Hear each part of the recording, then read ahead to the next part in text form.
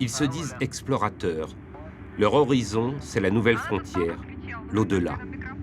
Les astronautes rêvent d'aller sur la Lune. Ils rêvent de poser le pied sur Mars. Ils rêvent d'aller plus loin encore. Dans notre seule galaxie, la Voie lactée, 1000 milliards de planètes attendraient le premier pas des hommes. Mais a-t-on vraiment besoin d'eux? Les robots, sondes et satellites ne sont-ils pas le meilleur allié de la science? À quoi servent donc les astronautes? Sur Terre, les nations tentent d'unir leurs efforts pour conquérir l'espace. Ici, l'homme est porteur de tous les espoirs. À l'Agence spatiale européenne, on entraîne la nouvelle génération. Ils sont actuellement une centaine d'astronautes, cosmonautes, spationautes, taïkonautes, gaganautes, rivés au sol, simulant inlassablement les gestes de l'espace, en attendant qu'un jour une mission les propulse le plus loin possible d'ici.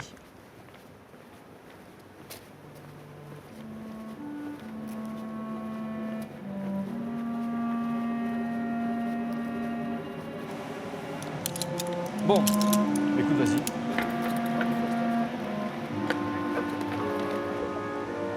On le fait pour l'humanité, j'ai envie de dire, c'est un peu des grands mots, mais il faut des astronautes. Pourquoi? Parce qu'ils vont pouvoir revenir, ils vont pouvoir expliquer, ils vont pouvoir faire passer les sentiments qu'ils ont eus. On se rappelle de cette photo de la Terre isolée prise par les astronautes d'Apollo. On s'est dit, bah oui, on est perdu dans le noir, et c'est le berceau de la vie.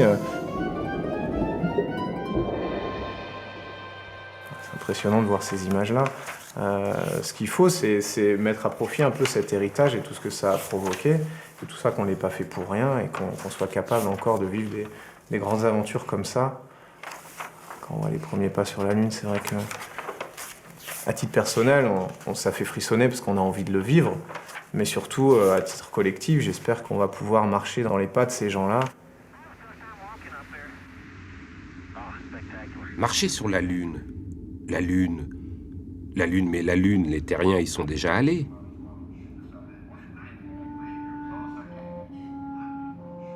« 400 000 ingénieurs et techniciens furent mobilisés, portés par une économie de guerre froide contre les Russes. L'aventure lunaire s'achève au musée, 170 milliards de dollars plus tard, le prix d'une image.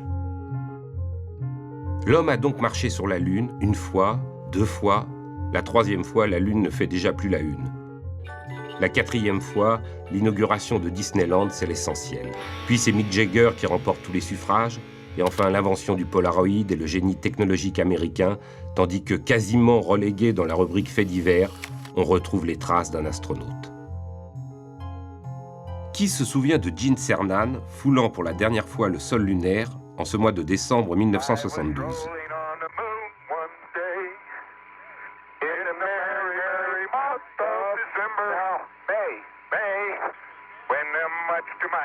Les images diffusées par la NASA montrent une conquête lunaire tantôt débonnaire, c'est une promenade de santé, on y jouera même au golf, et tantôt héroïque, voire un peu guindé. Par contre, l'image de Gene Cernan épuisé comme un mineur de fond, éclaboussé de poussière noire probablement cancérigène, ne fut pas diffusée à l'époque. La bataille des images ne faisait que commencer.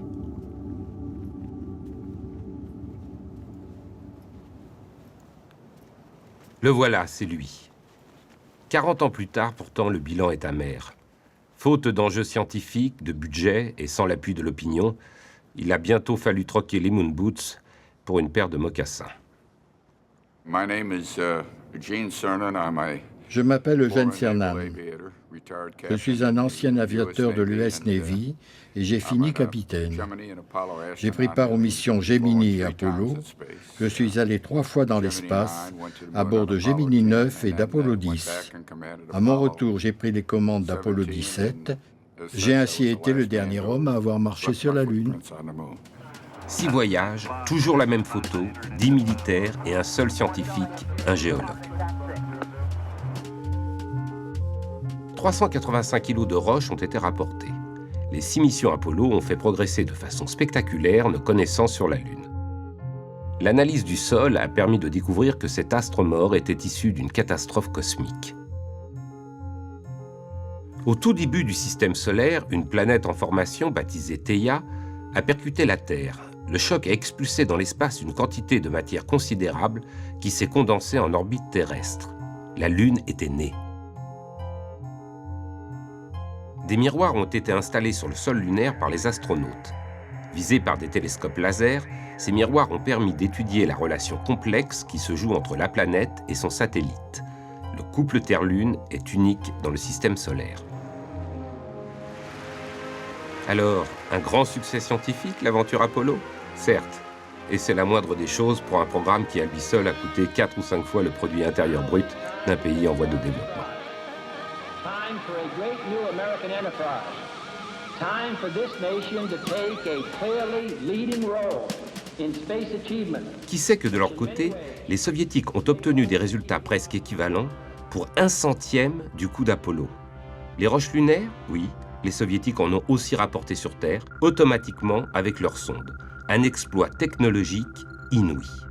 Avec les Russes, dans les années 70, les robots sont à l'œuvre. Se posant sans dommage sur la Lune, dans la mer de la Sérénité, la mer de la Fécondité, la mer des pluies, la mer des crises et même l'océan des tempêtes, les Luna et autres lunorodes rouleront sur des dizaines de kilomètres dans cette cendre lunaire si dangereuse pour l'homme, à qui l'on est en droit de demander « Mais que reste-t-il de cette épopée ?» Je pensais qu'Apollo 17 marquerait non pas la fin, mais plutôt le début d'une ère complètement nouvelle dans l'histoire de l'humanité. Je croyais vraiment non seulement que nous retournerions sur la Lune, mais que nous serions en route vers Mars avant la fin du XXe siècle. Et je l'ai dit en public en 1973, ce qui me donnait plus d'un quart de siècle pour être démenti. Malheureusement, nous sommes aujourd'hui encore très loin d'aller sur Mars.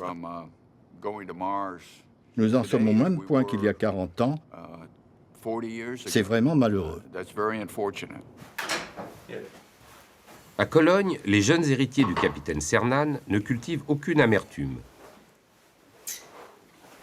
Je pense que la question n'est pas de savoir si, mais plutôt quand nous pourrons nous poser sur Mars ou sur d'autres planètes. Mars, la Lune, un astéroïde, on va pas faire la fine bouche. Je pense que les bénéfices scientifiques, les retombées scientifiques seront de toute façon positives, sinon on n'irait pas. Et nous, à titre personnel, on sera heureux de voler vers n'importe quelle direction. En attendant, c'est piscine. À 32 ans, Thomas Pesquet est le plus jeune astronaute européen, ou autrement dit, le premier aussi jeune. Car être astronaute, c'est toujours être le premier de quelque chose. Le premier homme dans l'espace, Yuri Gagarin. Le premier homme à marcher sur la Lune, Neil Armstrong. Mais aussi le premier homme marchant dans l'espace, Alexei Leonov. Le premier Européen, Jean-Loup Chrétien. La première Française, Claudie Aigneret. Le premier Belge à avoir été le deuxième Belge, Franck Devine. Le premier astronaute à avoir un frère jumeau, également astronaute, Mark et Scott Kelly. Et même le premier astronaute à oser la publicité en apesanteur, Yuri Odufrienko.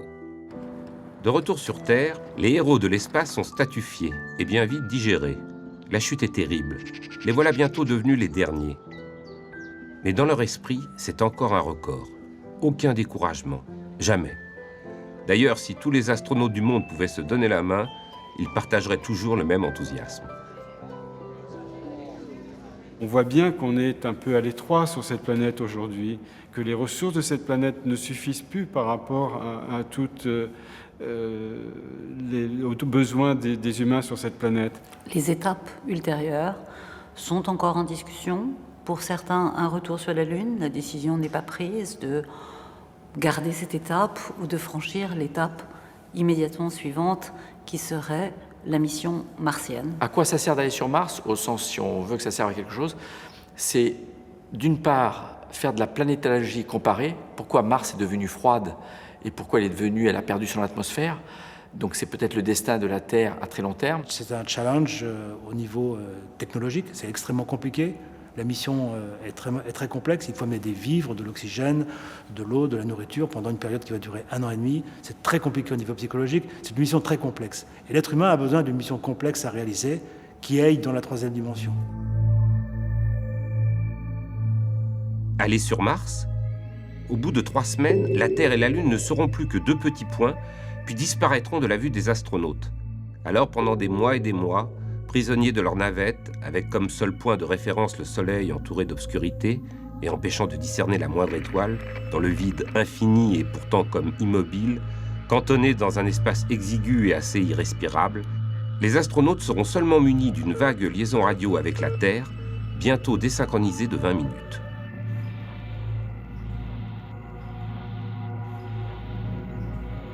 Que faire de son temps durant tous ces mois? S'occuper beaucoup de soi. En apesanteur, l'homme perd rapidement de sa masse musculaire. Dans l'espace, le sport est un remède, et bientôt une obsession. Et si dans ce long voyage dans le vide, vous commencez à perdre la raison, impossible de rentrer d'urgence à la maison. Car si la Lune tourne tranquillement autour de la Terre en restant à seulement 380 000 km de celle-ci, avec Mars, ça se complique. Tout comme la Terre, Mars tourne autour du Soleil, mais sa distance de la Terre varie de 56 à 400 millions de kilomètres. Pour une navette, il s'agirait de ne pas rater le coche. Ça vient du fait qu'à partir du moment où vous quittez la gravité terrestre et que vous allez vers Mars, en gros, vous faites un demi-tour autour du Soleil et vous êtes en orbite autour du Soleil. S'il y a un problème grave, il faut faire un tour complet autour du Soleil avant de retrouver la Terre. C'est un problème d'énergie.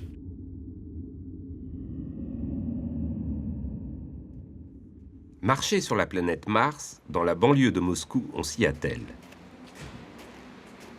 Une simulation est en cours.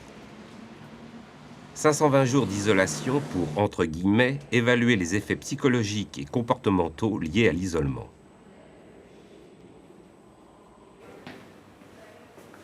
Près de 6 000 hommes et femmes se sont portés candidats. De sexe masculin, 6 ingénieurs et médecins ont finalement été sélectionnés pour partager cet enfermement vers la planète Mars. Des experts se relaient nuit et jour pour analyser leur comportement.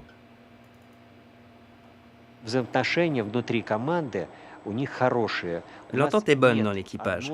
Il n'y a pas 1, 2 ou 3 groupes séparés. Il y a une seule véritable équipe, une équipe soudée.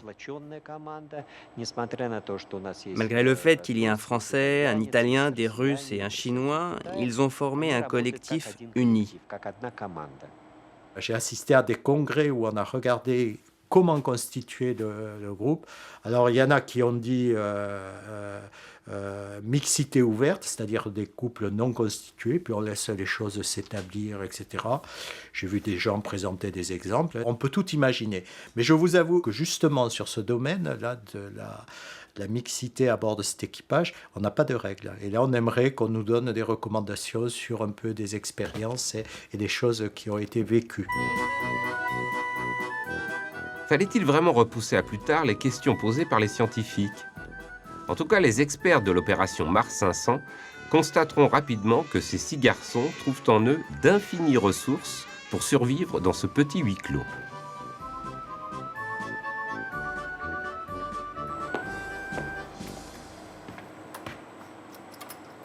Grand moment de dramaturgie pour les cobayes volontaires. L'arrivée simulée sur Mars dans un petit décor soigneusement aménagé. Après le voyage vers Mars, qui a duré 250 jours, les astronautes sont venus ici, dans ce sas, pour mettre les scaphandres. Ensuite, ils ont effectué des sorties sur Mars pour y mener des recherches et faire des prélèvements. Des recherches.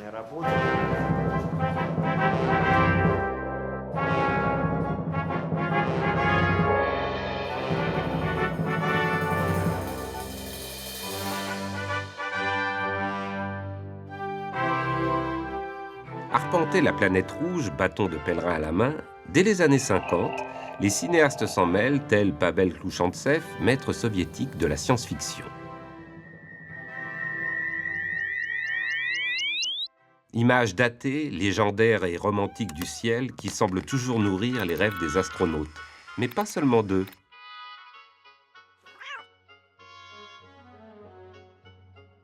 Aujourd'hui, c'est toute une organisation internationale, la Mars Society, qui voudrait pousser les États à se mobiliser. Lobbying dans plus de 50 pays par 4000 membres passionnés d'espace. Mais en attendant, nous sommes bien sur Terre.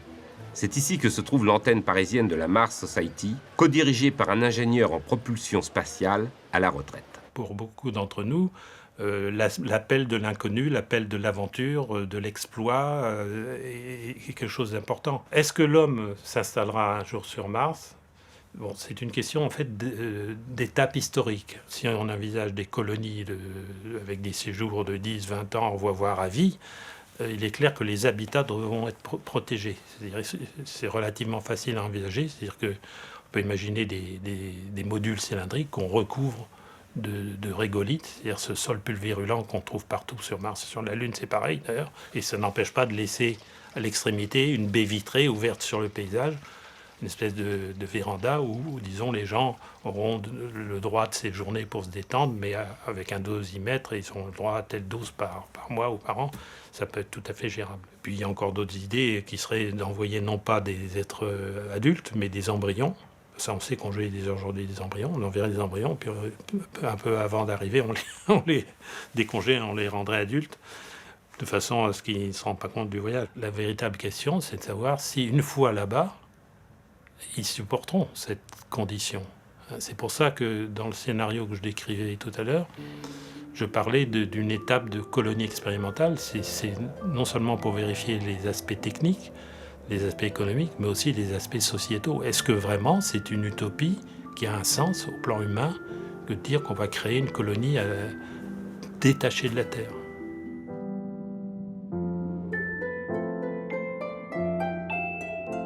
Difficile de jouer très longtemps à l'apprenti martien.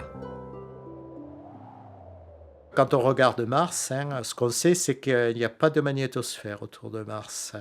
Donc nous, si on voulait coloniser Mars, il faudrait commencer par se protéger de ces radiations. Donc il faudrait créer une magnétosphère. Alors ça, je ne sais pas trop comment on fait, mais enfin, il faudrait certainement construire plusieurs centrales nucléaires déjà sur Mars pour pouvoir avoir un champ magnétique suffisant pour se protéger. On dit la Terre est plus vivable, donc on va aller habiter Mars, qui est encore moins vivable que la Terre aujourd'hui, et que pour rendre habitable, il faudrait transformer bien plus qu'il nous faudrait faire d'efforts pour rendre notre propre Terre habitable. Donc on dévierait des ressources qui sont essentielles aujourd'hui pour sauvegarder notre chance de survie sur Terre vers une planète dont on n'est même pas sûr qu'on pourrait rester dessus.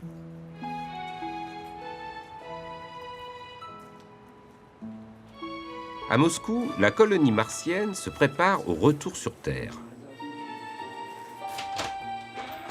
À peine arrivé, l'équipage se félicite d'avoir effectué un voyage, somme toute sans histoire. C'est sous les applaudissements des officiels et les cris de joie de leurs familles que le Français Romain Charles et ses 5 coéquipiers ont quitté ce matin leur faux vaisseau spatial. Évidemment, chacun savait très bien qu'en cas de problème, il aurait pu sortir instantanément de son hangar moscovite. Fiction de l'homme triomphant dans l'espace. Pourtant, encore pour de vrai, des astronautes rentrent d'un séjour en apesanteur, corps brisé.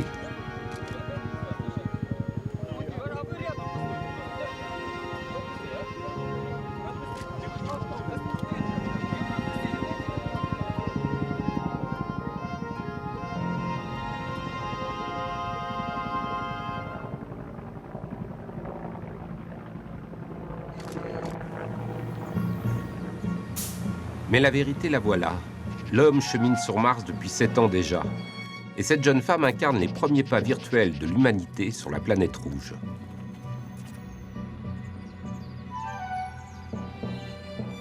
Chaque matin, elle arrive au JPL, le laboratoire de propulsion d'engins spatiaux.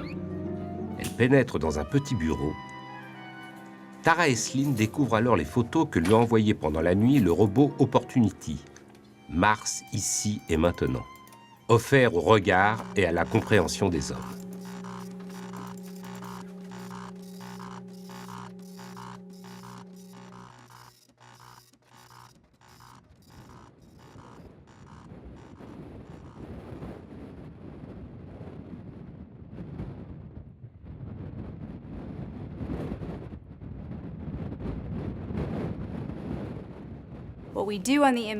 Avec la mission MER, nous essayons de recueillir des informations sur le plus de roches possible. Pour cela, nous disposons d'un grand nombre d'instruments. Nous pouvons prendre des images et recevoir les données d'un spectromètre. Nous pouvons atteindre une roche et obtenir des détails sur sa minéralogie en posant des instruments dessus. Nous ramenons ensuite toutes ces données sur Terre.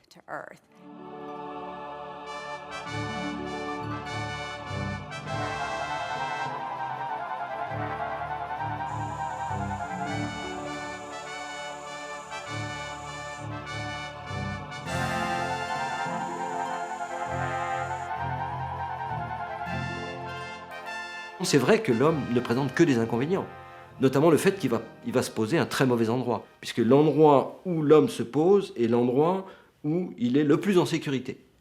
Et c'est évidemment pas l'endroit où les scientifiques veulent aller. Les scientifiques veulent aller sur des argiles aujourd'hui. Mais rien ne nous dit que les argiles sont sécurisées. En termes de... Il y a le problème du vent, il y a le problème de l'altitude. Les rovers sont capables d'accomplir beaucoup de choses que les scientifiques aimeraient faire. Ils peuvent explorer des zones très différentes, prendre de nombreuses mesures, comme le feraient des scientifiques sur place. Nous avons clairement prouvé que c'est une manière efficace d'explorer la surface de Mars.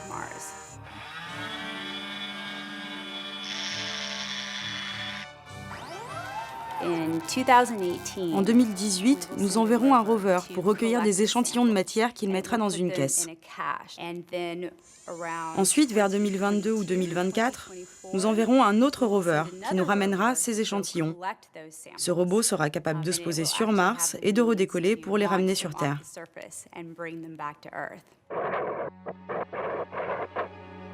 Les astronautes ne sont pas prêts à rendre les armes si facilement. Les robots servent d'éclaireurs. Ils vont voir quel est le meilleur endroit où envoyer l'homme. Ils vont faire des expériences précises. Le robot ne peut faire que ce pourquoi il a été programmé. Si on veut faire à un robot la même chose qu'un être humain, il faut 1000 robots. Et la mission d'un être humain, c'est 1000 fois le prix d'un robot, d'une mission robotique sur Mars. Donc ça revient au même. Mais par contre, la grosse différence, c'est que quand la mission revient et est terminée, vous pouvez demander à un être humain comment c'était sur Mars. Un robot, vous ne pourrez pas lui demander. Vous verrez jamais un robot s'exclamer en regardant « Oh, regarde !» La différence entre les capacités robotiques et les capacités humaines ne peut pas manquer de s'accroître dans les décennies qui viennent pour des raisons évidentes qui concernent les grandes tendances de l'évolution technique. L'avenir ressemblerait à un astronaute. C'est le robonaute R2. L'homme l'a fait à son image, comme pour ne pas perdre tout à fait la face.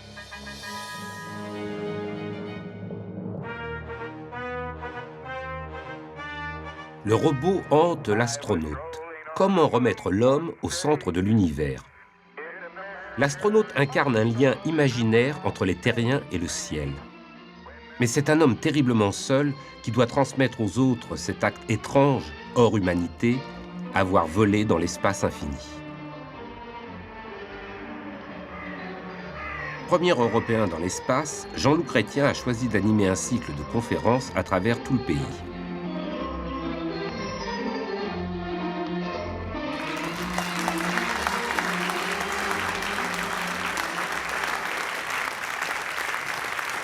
Un grand merci à Jean-Loup Chrétien de nous avoir fait voyager ce soir dans l'espace.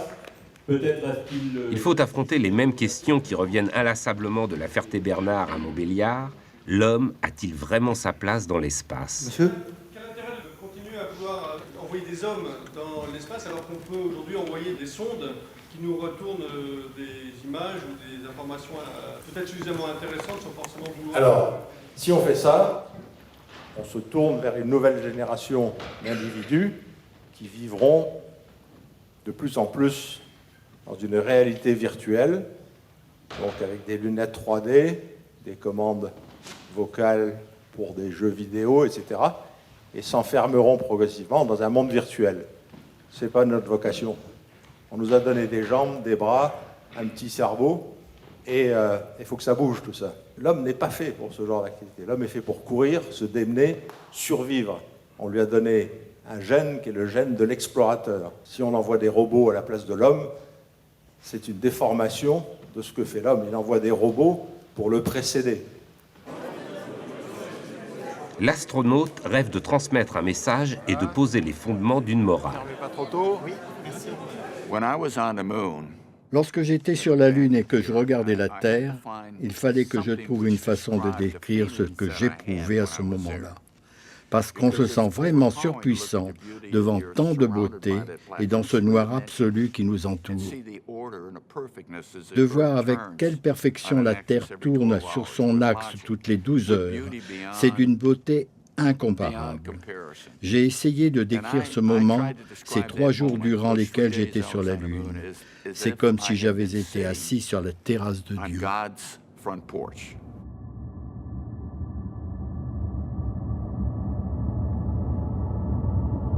Pendant ce temps-là, dans un autre temps cependant, à 17 milliards de kilomètres de Houston et de la Ferté-Bernard, la sonde Voyager poursuit un voyage entamé il y a 35 ans.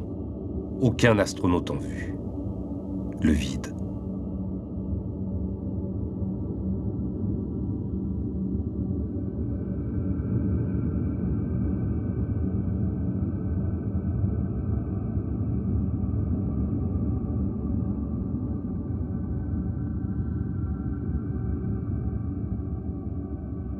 En permanence, la sonde envoie des informations à la Terre.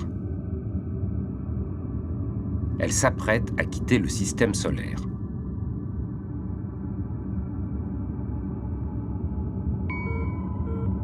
Ces 4 dernières décennies, pendant que les astronautes rêvaient de la Lune ou de Mars, les astronomes ont bouleversé l'image que nous avons du cosmos. Toutes les planètes du système solaire et leurs dizaines de satellites ont déjà été visitées par les sondes spatiales et observées par les télescopes.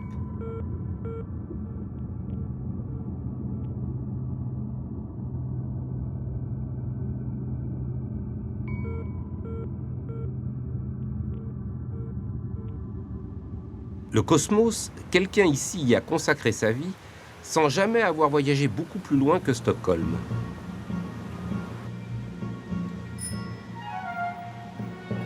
Prix Nobel de physique, Steven Weinberg n'est guère sensible au charme de la grande aventure humaine dans l'espace, ni l'adepte d'une science qui serait reléguée dans les bagages des astronautes.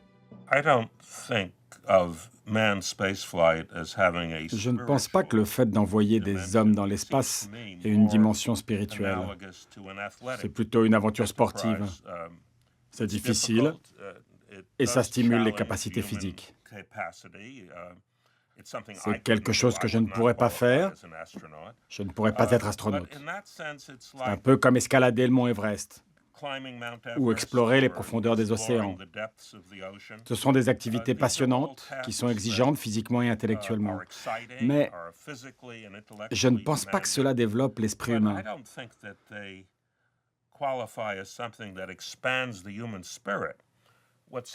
De mon point de vue, ce qui peut enrichir l'esprit humain, outre les œuvres d'art que nous produisons, les relations que nous entretenons les uns avec les autres, les relations amoureuses, s'entend, c'est d'en apprendre plus sur la nature, sur l'univers, pour arriver à imaginer et comprendre comment la nature est gouvernée par les lois mathématiques, pourquoi les choses sont ce qu'elles sont. Et je ne pense pas que les vols humains dans l'espace contribuent à cela.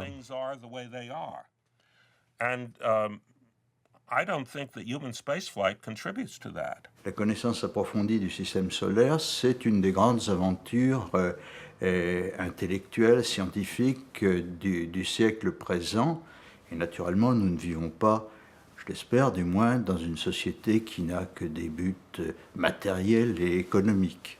Donc toute l'astronomie, dont la connaissance du système solaire est partie, est naturellement en soi un objectif majeur. Cela dit, la question est de savoir ce que cet homme, ce que la présence humaine peut apporter à cet objectif. Alors là, la question est beaucoup plus douteuse, parce que la présence d'un astronaute se paye d'un prix considérable en termes de maintien de la vie et de sécurité de cet astronaute, puisqu'il est d'usage d'essayer de les ramener sur la Terre. Et si c'était justement parce que ça coûtait si cher que l'on continuait à envoyer nos héros dans l'espace? À la cadence d'un métronome, les voilà partis pour de bien curieuses missions.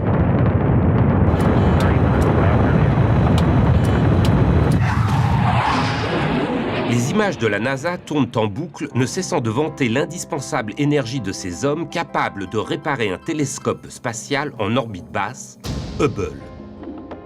Un travail qui, ces dernières années, est devenu l'orgueil des astronautes, la justification même de leur existence.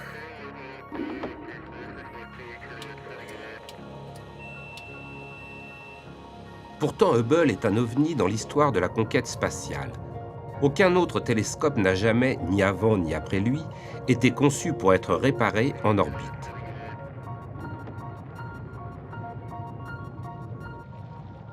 Il n'y aurait pas eu d'astronaute capable d'aller réparer le télescope spatial Hubble, il n'y aurait pas eu de télescope Hubble parce qu'il était dès le départ atteint d'une myopie considérable.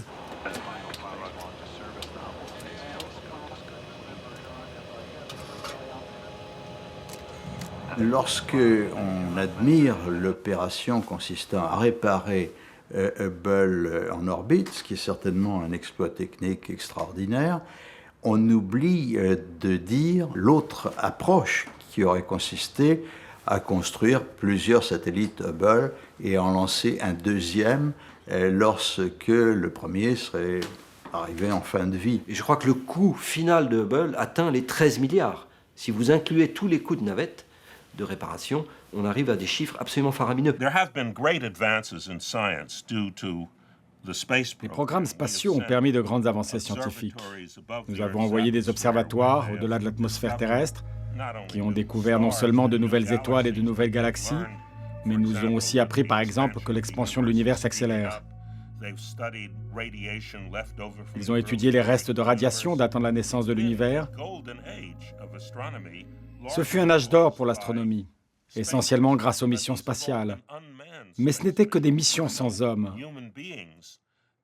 Aucun être humain n'était aux commandes du télescope spatial Hubble ou des autres satellites qui nous ont fourni de précieuses informations sur l'univers.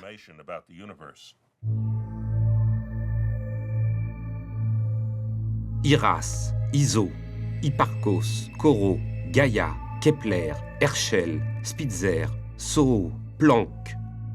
Des satellites scientifiques tous automatiques, tous envoyés à 1 million de kilomètres de la Terre, tous hors de portée des astronautes.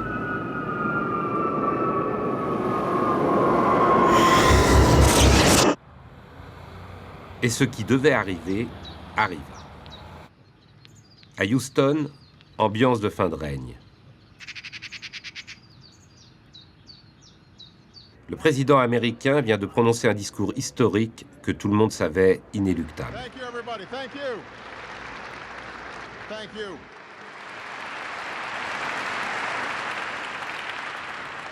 I understand that some believe that we should attempt a return to the surface of the moon first, as previously planned.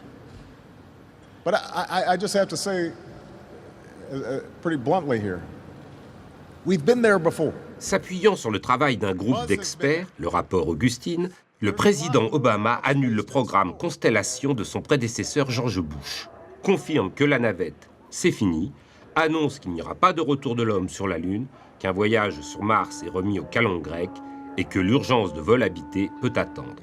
Une page se tourne.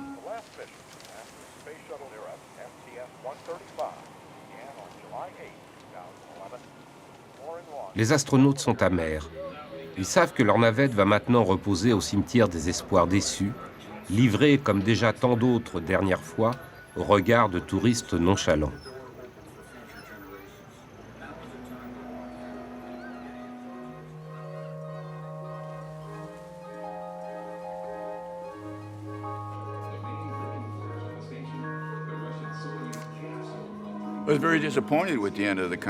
J'ai été très déçu par l'arrêt du programme Constellation, surtout parce que M. Obama a conçu un programme spatial que nous avons défini comme étant une mission vers nulle part. Il n'a pas d'objectif précis. On peut construire une navette, une fusée, mais sans objectif, sans mission, à quoi ça sert? On ne peut pas annuler un programme spatial sans avoir quelque chose de similaire au programme Constellation pour prendre sa suite. Nous en arrivons aujourd'hui à annuler des programmes spatiaux alors que l'on a les meilleures navettes qui n'aient jamais été inventées et pilotées. Obama n'a pas agi sur une coup de tête. Il a commandé un rapport majeur qui est le rapport Augustine. Et si vous lisez le rapport Augustine, vous verrez qu'une des premières phrases consiste à dire, en gros, la question de savoir pour quelle raison on va dans l'espace doit précéder la décision d'y aller. C'est un peu l'inverse de ce qu'on a fait jusqu'à présent. On va aller sur la Lune, après on verra ce qu'on peut en faire. Direction la grande banlieue de Washington, là où vit Norman Augustine, l'auteur du rapport tant décrié par certains.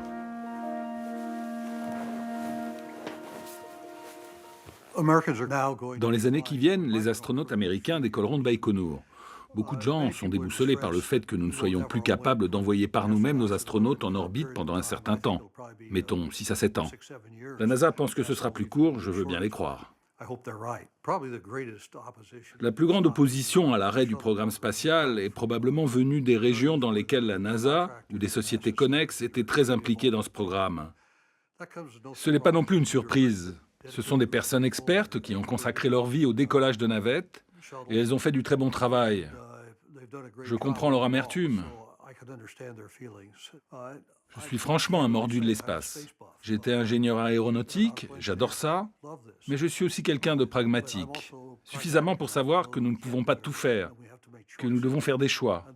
Ce fut très difficile et certains pensent que nous avons fait le mauvais choix. Mais c'est réellement le choix du président, pas le nôtre. Nous avons juste proposé différentes options. Le président a décidé et je pense que c'est un choix raisonnable vu la conjoncture actuelle du pays. Le sort de l'homme dans l'espace se joue sur Terre, l'affaire étant éminemment politique.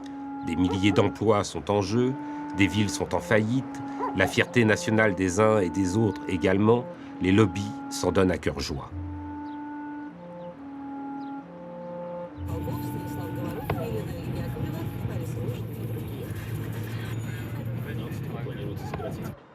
Les Russes, eux aussi, avaient leur navette, fleuron de l'industrie soviétique. Il faut aujourd'hui la chercher dans un curieux dédale, entre manège abandonné et barbe à papa, pour la découvrir enfin, abandonnée faute de moyens, faute de perspective.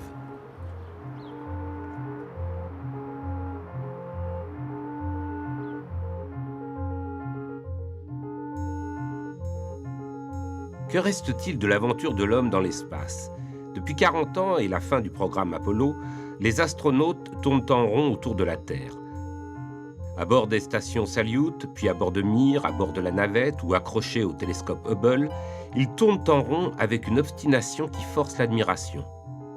Une fois, 100 fois, 100 000 fois, 234 000 fois le tour de la Terre, perché à 350 km d'altitude environ, admirant 16 couchers et levées de soleil par jour, soit des journées d'1h30.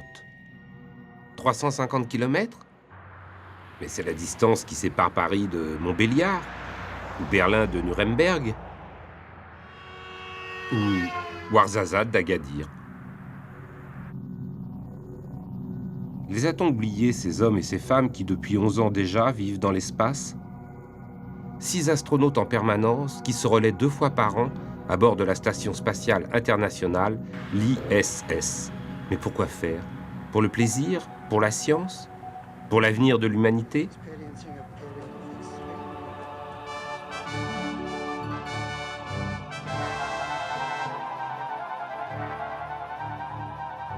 Que fait l'astronaute dans son habitacle? Il passe beaucoup de temps, on le voit régulièrement sur les rapports des activités qui se déroulent sur la station spatiale, à assurer sa survie, à réparer les systèmes qui ne fonctionnent pas, les panneaux solaires qui sont déficients, donc qui limitent la consommation d'énergie à bord, les toilettes qui ne fonctionnent pas, et ça c'est vraiment très embêtant. Il passe son temps à regarder la Terre, ce qui est intéressant. C'est-à-dire que cette évasion vers l'espace, elle ramène toujours son regard vers sa planète. Tous les astronautes qui vont dans l'espace ont envie d'y retourner parce que c'est quelque chose de magique. vivre le corps en apesanteur, écouter Mozart, regarder la terre. Bien sûr, cela a un prix. Nous donnons beaucoup de notre santé. Mais tout le monde n'a pas la chance de pouvoir observer la Terre de là-haut.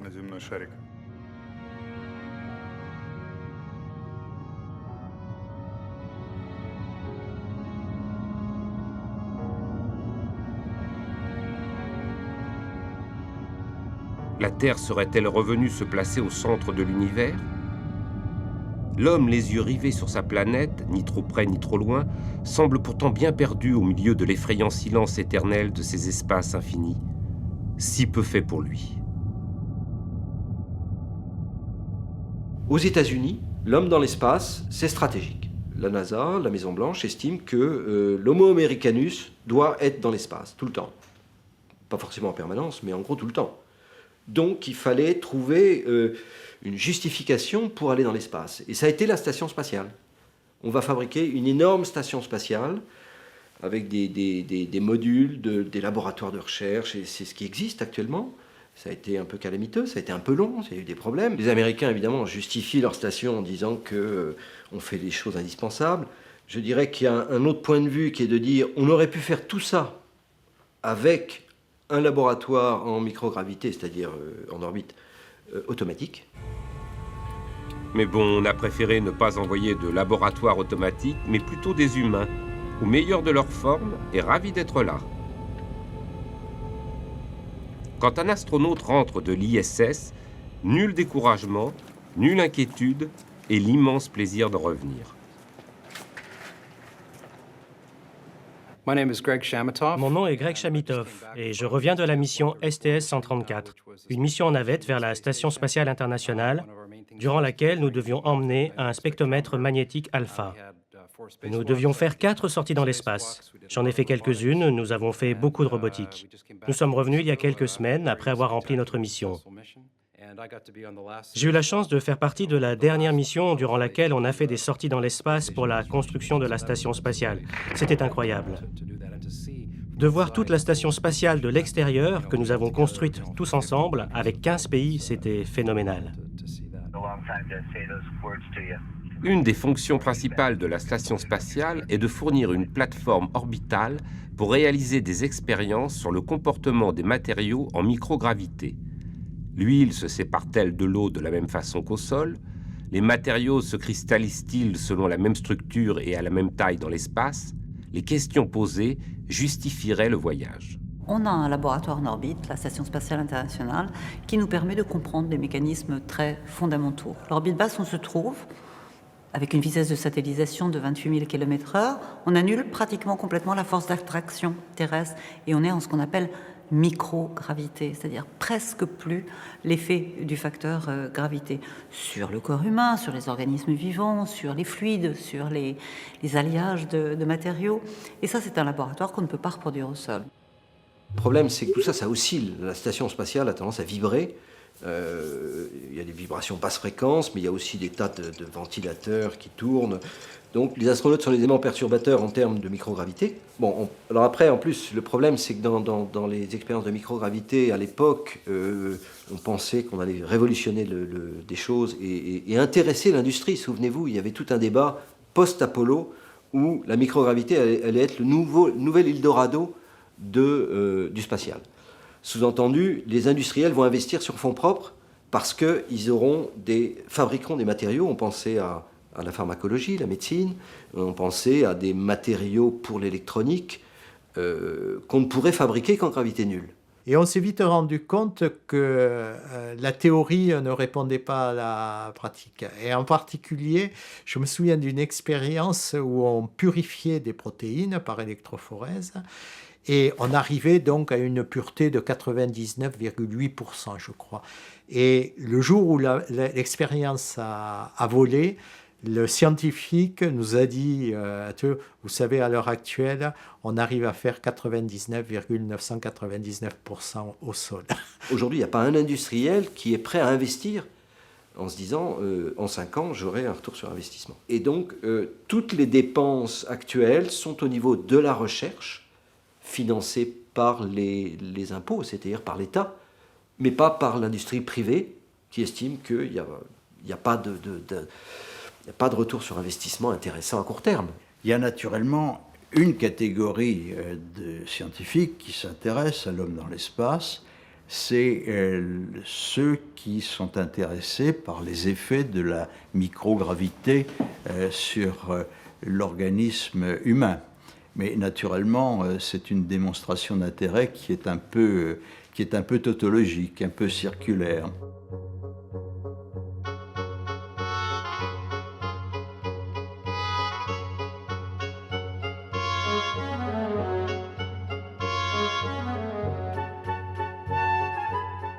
Planer en apesanteur, pas trop loin de la Terre, pour certains fortunés venus goûter au plaisir du grand large, il a suffi de débourser quelques millions pour profiter des avantages de la station mise à contribution par les États en quête de financement. On appelle ça le tourisme spatial.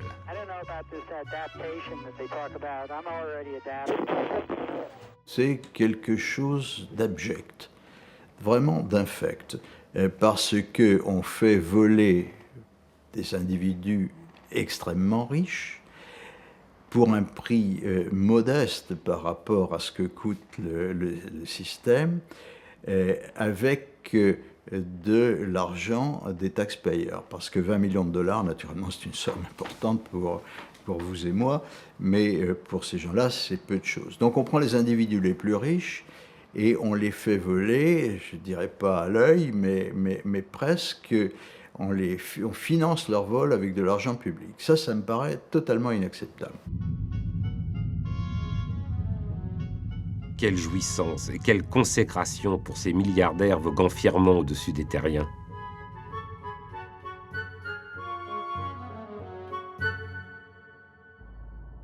Chacun un peu dans la tête l'idée de dépasser son perso habituel qui est celui de la Terre. Comme le disait Tsiolkovsky, l'homme est amené à sortir de son berceau. Teilhard de Chardin l'écrivait déjà. Nous sortirons de l'espace de la même manière que la vie est sortie de l'océan. Moi j'aime bien reprendre la phrase du capitaine Kirk dans Star Trek, « Our mission to boldly go where no man has gone before ». On va là où on n'est jamais allé pour apprendre, pour voir ce qu'il y a et augmenter le savoir.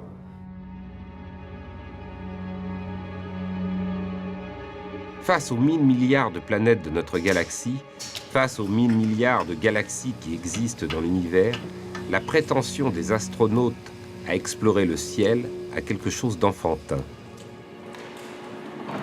Depuis des décennies, les astronomes ont bouleversé l'image que nous avons du cosmos. Les planètes, les étoiles, les galaxies dont rêvent les astronautes, ce sont les astronomes qui les ont découvertes et qui les explorent. Dans les télescopes, l'univers apparaît vertigineux, vide, hostile, inhumain. Pourtant, c'est comme si c'était le rêve des astronautes et non celui des scientifiques qui devaient continuer à enchanter le monde. L'homme dans l'espace, c'est une idéologie et une industrie. Le complexe militaro-industriel est en embuscade.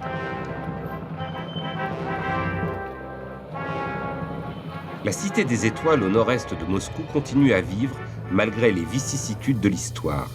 C'est un État dans l'État, avec son maire, ses écoles, et même de toute récente construction, l'au-delà n'est pas très loin. Le centre d'entraînement des cosmonautes Gagarine prospère depuis les années 60, et il ne s'agirait pas que toute cette ville disparaisse du jour au lendemain.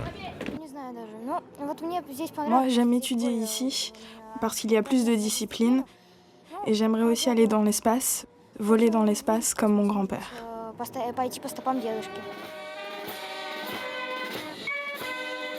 On fête aujourd'hui l'arrivée de Scott Kelly, sans son frère jumeau, tout fraîchement sorti de l'ISS avec 2 camarades russes. Ironie de l'histoire, les Américains privés de navettes se retrouvent donc désormais contraints d'atterrir systématiquement chez les Russes.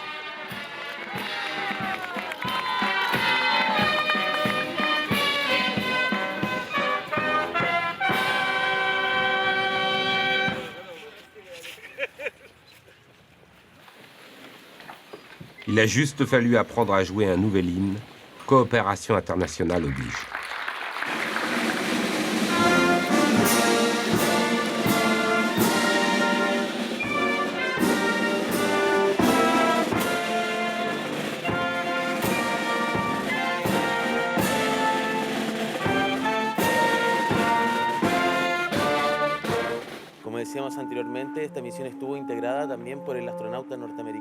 Les astronautes restent au cœur du système. Ils le font vivre et le justifient, malgré le coût astronomique, pourrait-on dire, qu'il implique pour les États dans un monde en pleine crise. On fait survivre une épopée avec ses drames, ses héros et ses mythes fondateurs, comme celui qu'incarne Youri Gagarin, dont on fête l'anniversaire. Il y a 50 ans, il fut le premier à voler dans l'espace. Ses collègues, tous les éternels premiers, sont réunis au Kremlin.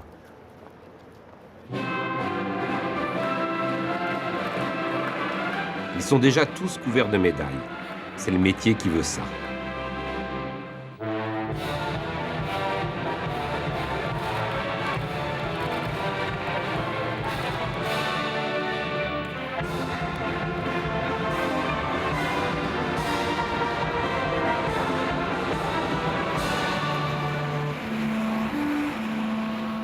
Mais que fait-on vraiment ce soir-là à Moscou? L'héroïsme d'astronautes porteurs de rêves ou la victoire d'une illusion?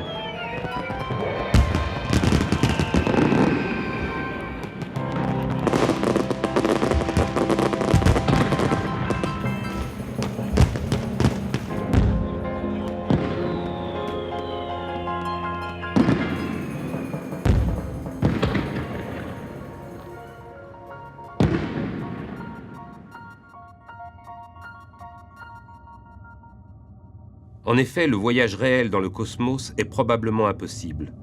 Pas pour des raisons qui tiendraient à la faiblesse de la technologie actuelle. En fait, c'est la nature, c'est-à-dire les lois de la physique, irréductibles au désir des hommes, qui interdit le voyage cosmique. Le cosmos n'est pas à l'échelle humaine. La découverte de l'univers continuera. De nouveaux génies viendront après Galilée, Newton, Einstein. Mais les futures explorations seront une conquête de l'esprit.